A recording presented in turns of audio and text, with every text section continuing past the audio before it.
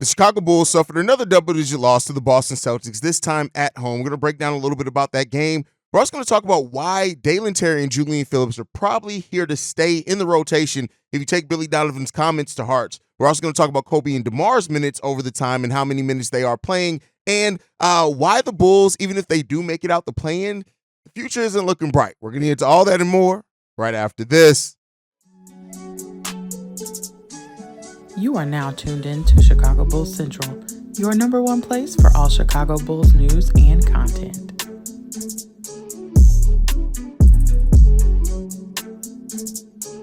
What's going on, Bulls fans? Welcome to another episode of Chicago Bulls Central, your number one spot for everything Chicago Bulls related. I'm the host, Haize, but more importantly, you guys can follow the channel at Bulls Central Pod on every social media platform we happen to be on. With that being said, let's go to get to this content. So the Chicago Bulls suffered a loss to the Boston Celtics last night, 17-point loss. The Bulls had some flashes in this game, right? I don't want to just stay on the negative, which I do feel like in the post-game show, my frustrations came loud, and I was pretty much mainly just negative on it. But the Bulls turned a 16-point deficit into a 3-point lead by halftime, and Nikola Vucevic was absolutely cooking, scoring 20 points and having 9 rebounds in just the first half of the game. I think the announcer said that was actually Nikola Vucevic's first 20-point half in his career. That can't be right. Can that be right? But anyway, but when you look at it, the Bulls just could not keep that up in the second half of the game. Despite having that 3-point lead going into the third quarter, the third quarter ended up with the Boston Celtics winning that third quarter 37-21, and the Boston Celtics just never let up the lead after that. Despite the Bulls sometimes chipping away at it, right? Maybe even looking like, hey, could they go on a run to get this back? I think even at one point in time they tied it, or they were within like 2. But the Bulls just never. Everything that the Chicago Bulls did right in the second half of the game, the Boston Celtics immediately had answers for, and it went into a different level that the Bulls just weren't ready for. And then, you have on top of that, through the first 3 quarters of this game, DeMar DeRozan and Kobe White were 9 of 27 from the field through the first 3 quarters of the game. And those are the 2 players that, despite a great first half from Nikola Vucevic and then some solid production from Julian Phillips, also off the bench, who shot the ball extremely well on his way to his 9 points. You need DeMar DeRozan and Kobe White to really be your leaders offensively. You need them to have efficient nights if the Bulls are going to be able to beat teams like the Boston Celtics, who are the best team in the league, number one offense. Top 5 offense and the top 5 defense. And so when those 2 players combine to go in the game 13 of 34, that's always going to be a tough night for the Bulls to beat a team of that caliber. And then, of course, you had the 3-point shooting from the Boston Celtics, which was their most dangerous aspect coming into the game. They take and make the most 3-pointers in the NBA. And actually, Nikola Vucevic talked about how hot they got from 3 here. Coach, that's obviously an elite team. Is it deflating when they're rising up and hitting threes like they were in that third quarter? I mean, that's what they do. They're a really good shooting team. They got a lot of shooting out there. I mean, their whole starting 5 can really shoot it, and so we knew that was coming. I just think obviously that was a big difference. They almost hit as many threes as we shot. In general, we're not a great shooting team for threes like that. It's difficult. Obviously, it's a big difference. Definitely impacted the game. They made some tough ones for sure, but they're a really good team. Probably the best team in the NBA right now. They play great basketball, and they showed it tonight.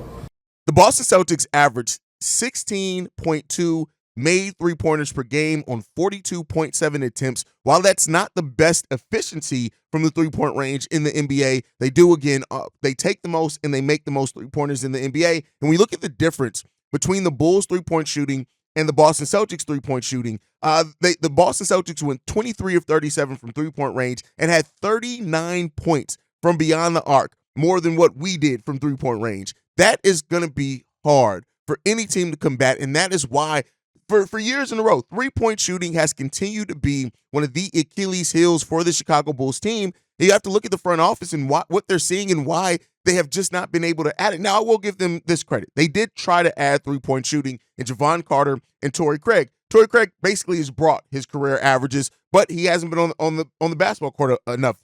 Missing yesterday's game was his 23rd missed game of the season. And then you have Javon Carter, who just his shooting has just not been there consistently for the Chicago Bulls. He's had some very few flashes of it, but in this game, he only played 12 minutes. He only took 1 shot overall in the game. That was 1 3-pointer. He did have some solid defensive minutes in that. He ended up with a positive plus minus of +2, but Javon Carter hasn't been what the Chicago Bulls really thought they were getting in a three-point shooter either. And so that all ends up with just the Bulls just not having enough three-point shooting really to be in these games with the type of teams that shoot the three-point volume at the rate that the Bulls do. I mean, at that other teams do. We're not even at league average. So, this, not to blame it all on that, because it was some defensive lapses. You got to also give credit to the Boston Celtics and their 11 blocks in this game, which really kept the Bulls from getting to the paint. Even though we outscored them in the paint, we didn't have that in half-court offense. We weren't really getting to the paint well, and Nikola Vucevic only having 2 points in the whole second half after having 20 points in the first half definitely hurt. Now, the Bulls did have a balanced attack. They moved the ball around. They had 29 assists on 44 made baskets. Not the best that we'd like to see. What you want to be at 30, which there are close to. If you can get to over 30 assists, that's really an elite level in the NBA. But 19 points from DeMar DeRozan, 20 points from Kobe White. He goes 6 of 17 from the field. Those 22 points from Nikola Vucevic I already mentioned, and then 12 points from Caruso, 14 points from Ayo Dosunmu. That sound, and like I said, I don't want to harp it on the negative, because if you get that level of production from your starters in most games, the Bulls are going to win more games than not. It's just that against a team like the Boston Celtics, you're going to have a different level of output. Andre Drummond also offering 11 points off the bench with his 8 rebounds as well. Drum, 17 minutes played. Surprised he didn't play more, but that Drum and Nikola Vucevic lineup once again had a net rating, overall rating, and a negative net plus minus. They were -12 in only 6 minutes played and had a net rating of -92.3 in those 6.5 minutes played. So the Drum Vooch lineup, when you can't play both those guys together, Drum's just not going to probably play more than 20 minutes. So that's unfortunate in that. Now, one thing that we did get in this game, we did get to see a look at the young players. Now, I'm not going to talk about Ernalot Batim, who did check into this game because it was only 2 minutes and the game was pretty much decided by then. But we got 18 minutes from Julian Phillips in this game. He goes 4-5 shooting, 1 from 1 from three-point range, 2 rebounds, 9 assists, only 1 personal foul as well. That's one of the things with Julian Phillips is he has trouble staying out of foul trouble. And then you had Dalen Terry going 2 of 2 from the field for 5 points, 3 rebounds, 2 assists, 1 steal in 12 minutes. And Billy Donovan's comments on those guys point towards these guys are going to be played here for the remainder of the season, especially while you have Torrey Craig and Patrick Williams out. And that's one of the things that we were questioning, right? On if a buyout signing was going to happen or if they were going to kind of just play their young guys who are going to be parts of their rotation going forward. Billy Donovan said this after the game. We've talked about that with those guys. They worked hard. I think some of the things we talked about yesterday about where they can learn in terms of stuff that they can control, understanding personnel, understanding schemes, really being detailed on those things. They'll make minutes. They'll miss shots. That's part of it. I do think there's things that both these guys, Julian Phillips and Dalen Terry, can rely upon. When you talk about fouling, blocking out rotations, those are things where we can be more detailed as young players, and that's part of the learning curve for them. Offensively, they need to be aggressive. If there's shots there, they need to take those shots and shoot the basketball. But certainly, both those guys will get an opportunity to contribute. So that there tells me that a buyout signing is probably not happening. And maybe it does after seeing that loss and how much three-point shooting did matter to this team. But I do think that right now, Billy Donovan is going to be committed to playing those two young guys more than double-digit minutes. So that's going to be good. Maybe not for this season. Maybe it doesn't pay off in a way where you're getting the best production from them every single game, even though both of them shot the ball well, right? Didn't try to do too much offensively. Both had really good defensive rotations. Julian Phillips had a moment where he got to the lane, he finished, he got fouled on the next possession. He had a defensive stop the possession after that. Julian Phillips has the mental part of the game down. I think once the game slows down to him and that physical part catches up with that, I think we're going to have a nice player in Julian Phillips and a player that can really guard multiple positions. He can guard probably 4 positions on the field, on the court when it's all said and done. And that length that he has, the motor that he has, it's all going to be big things for Julian Phillips going forward.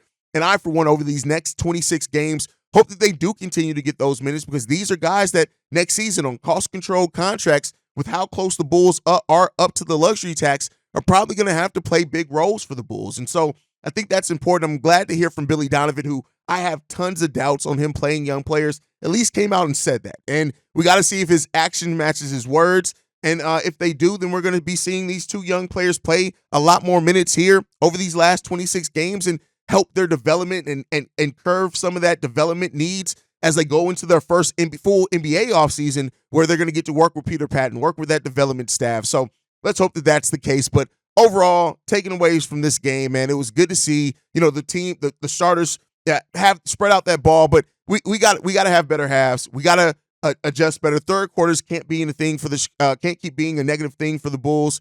And if this team can really get to a point of execution consistently, limiting those turnovers, 13 turnovers in this game, right? Playing as a team, and the coaches as well can coach better as a team. I think those are going to be big things for this Bulls team going forward if they can, hope to stay ahead of the pack in that. And that's really kind of what I want to talk about, right? This game against the Boston Celtics, if it shows nothing else, it does show what is waiting for the Chicago Bulls, even if they do make it out the play-in tournament. Keep in mind right now, the Chicago Bulls have a better chance at missing the play-in. This is per Basketball Reference. Right now, the Bulls have a 9.3% chance at missing the play-in, and they only have a 6.1% chance at climbing past the 9th seed, which is a key thing in this. If the Bulls can get more to the 8th or 7th seed in the playoff race, then that's going to help them avoid a team like the Boston Celtics. If they finish 9th or 10th, the best they can do is play against the Boston Celtics in the opening round of the playoffs, and that's where you got to start asking yourself, what is it really worth it, right? The Bulls are probably more likely to remain in the 9 and 10 game. When you just look at how things are, the Atlanta Hawks are 1.5 games behind us. The Brooklyn Nets are below them at the 11th seed. They're 4.5 games behind them. The Bulls have enough cushion to kind of to almost be sure that they're to almost be sure that they are going to be able to stay in the play-in race. But then we also have to ask ourselves, what is making it out the play-in really worth, right? And that's not to say, I had a conversation with Big Dave, and me and Big Dave both agreed winning, getting some type of postseason play is important to the development of Kobe White, Ayo Dosunmu, especially in the way you don't want to aim to miss the play-in. But when you really look at it right now, the Chicago Bulls are probably going to finish at the 9th seed or the 10th seed. They have a slim margin to move up to 8th or 7th. We have a more difficult schedule than the other teams that are in that play-in race. Orlando and Atlanta have considerably easier schedules than us, and the Miami Heat do too. And so you got to ask yourself, even if the amount of energy, the amount of games in a row that the Bulls are going to have to win in a row out of these next 26 games to really have a chance to move up to 8 or 7 and avoid the Boston Celtics is slim. So more than likely, if the Bulls make the play-in, if they make it out the play-in, they're going to be facing the Boston Celtics in the first round. And you can see that the Bulls just aren't ready to play against teams like this for a playoff series. The Bulls are going to have some games where they can play good against the Cleveland Cavaliers. They can possibly beat the Milwaukee Bucks, right? Especially with the way that the Bucks are playing on defense right now. That's definitely a possibility. But with that said, the Bulls don't have a chance at being realistic. Now, unless some things change and in the second half of the season we just see somebody go nuclear, them making it out the first round of the playoffs or even winning more than maybe one surprise game in the first round of the playoffs is extremely unlikely. And so where the Bulls will be right now is that you got to ask yourself, is missing out on a lottery pick in this draft worth making it out the play-in? And again, the team is going to aim for what they're going to aim for. I'm not in any way saying that this team should all of a sudden tank, stop trying to win games, but this is another situation that AK has put this team in where is it the best for the long-term part of this team where a team that we need talent. We need assets. We need players that can spread the ball. We need a rim protector, right? And some of that can be gotten in this draft. Again, not the highest level draft where you're expecting a lot of superstars to come out at, but I would not be surprised if some 8-10-year vets come out of this draft that end up staying in the NBA for that 8 or 10 years and end up being really good role players over some times. I wouldn't be surprised with that. But you again, is this team in the decision that AK made in being competitive, but not really making a move to try to help the level of competitiveness that we have with this team, is it really going to be worth it in the end of it? And that's the question that you have to ask yourself. And it's a difficult situation that the Bulls find themselves in because you want to win games and you want to reward the growth of a player like Kobe White with winning and giving it your all in a postseason appearance and things like that. But where this Bulls team sits right now, where it's going to be more of the same yet again for this team. Now, I know I'm looking ahead. I can't really say that for sure yet, right? But this team is right up against the luxury tax. We got big questions in Patrick Williams and DeMar DeRozan. What's going to be the future of their contracts if either one of them do return? Even if the one of them do walk away, it doesn't really open up considerable cap space for the Chicago Bulls to try to sign somebody else. Like, everything right now where the Bulls sit is just a ton of question marks. Now, I'm glad that we eliminated question marks and like Kobe and him now, you could tell he's going to be a building block of this team. I would assume who seems like his growth is going to be legit. It's been very consistent for Io as well. But then outside of that, where are we going? Where are we really headed, right? This isn't a team that you expect to be able to, sign a big name free agent and then make everything make sense. We don't have right now a player that seems like they're going to ascend to superstar status, right? We don't have that. So we don't have any budding superstar. So it's like where we sit right now and where the Bulls, the future outlook of this, it's still going to end in pain. It's still going to end in disappointment. It's still going to end in losing, and that's fine to a degree. Only one team is going to win it all this year, this NBA season, but where the Bulls stand and being that level where they're truly competitive at, we're competitive in the play-in. We're not competitive in the playoffs, right? We haven't shown that yet, and so maybe they change that. Maybe this is a team that surprises, and I'm not going to say they're going to go on a Miami Heat-like run, but maybe they surprise somebody in the first round. Who knows? Maybe they make it out the play-in tournament. But right now, it seems like this Bulls team is going to be destined yet again for the lottery. And I hope that this team picks well. And I hope that they find somebody that can help them truly in this team. But because Kobe and DeMar are going to need help. And if DeMar does leave, that Kobe's going to need a lot more help. Zach LaVine to be coming back for sure. But when you look at it as well, the last top thing I want to talk about is the minutes for DeMar DeRozan and Kobe White. Now, I'm not going to stay on this a little too long because I know we've talked about this before. Kobe and DeMar yesterday became the first two players to go over 2,000 minutes played in the NBA. And again, the player closest to them is like 66 minutes behind them. They are head and shoulders above the rest of the league in minutes played. They just are. That when it comes down to it. But Billy Donovan has shared a little bit of concern on that and wanting to get those minutes down himself, saying this long quote here. I'm probably not going to read all of it, but the biggest thing I think is the fatigue factor.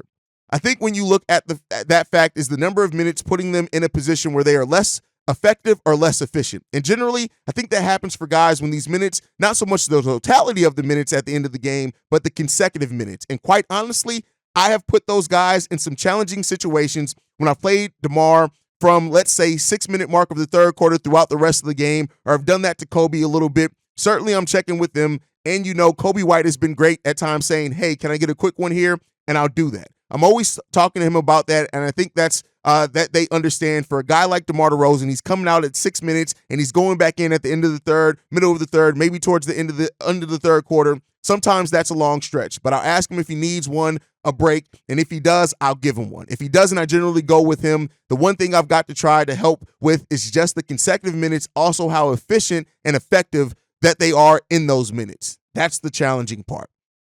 So we all see the minutes, and I think we've all saw towards the end of the All-Star break that DeMar DeRozan and Kobe White's shots were coming up short, that they were clearly fatigued because of the minutes that they've played over the course of the season. Now, do not get me wrong. I know that we're going to have to rely heavily on DeMar DeRozan and Kobe White. They are still going to lead this team in minutes, but you got to find a way to get them down, especially Kobe. This is Kobe's first year having a minutes load like this while also carrying as much as the Bulls' offense is what he does. And I really would hate to see both these players, which DeMar is probably not. He's done this for a long time. But I would hate to see these players fizzle out to the degrees where it looks like they could do because of the minutes that they're played. And I get it. They are hugely impactful and effective. We don't have the wins that we have if it isn't for DeMar and Kobe White playing at the level that they are consistently able to do. Even Kobe White having a 5-point first half and then coming back to score over 20 points in the game, even though he didn't shoot the ball efficiently.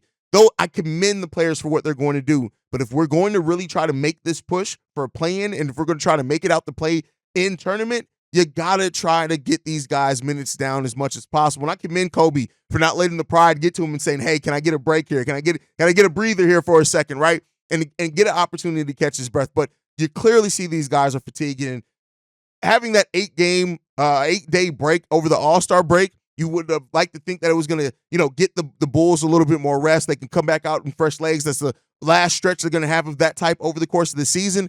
But it's still those minutes are concerning, and you can see it when you look at these players' faces, especially Kobe White towards the end of games. Just pay attention to Kobe White's body language towards the end of games. You can tell that this is a guy who is fatigued because he's not only just shooting the ball a lot. He's not only a big part of the Bulls' offense. Kobe White gives great effort now consistently on the defensive side of the ball.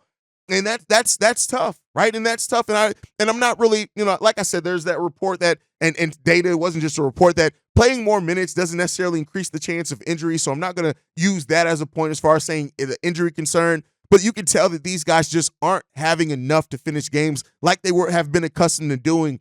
And we're going to need them. We're going to need it. And so that means players are going to have to step up.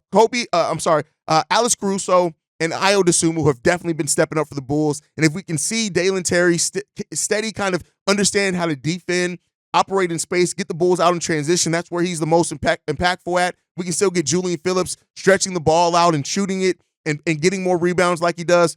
Hopefully we can get to that point of just kind of taking some of the minutes off these guys as we go towards the end of the season and rely on our young players to play a little bit more of that. I don't know if we're going to see stretches of Bateem. I don't know if we're going to see Henry Drell or anything like that. But the players that we do know that Billy Donovan has said that he's going to play, hopefully those guys keep playing well so Billy can trust them to kind of give DeMar and Kobe more, breaks there in that second half of those games, because I do think that's going to be important if this Bulls team is going to finish this season strong. But let me know what you guys think on all that down below. That's my time for today. Make sure you're following the show at Bulls Central Pod. You can send us any feedback, questions, comments, concerns, bullcentralpod@gmail.com. And then lastly, if you want to leave a text message and or voicemail for the mailbag, the number to do so, 773-270-2799. We are the number one spot for everything Chicago Bulls related, thanks to you guys. And like I like to end every episode on, go Bulls. Love you guys. See red if you can, y'all.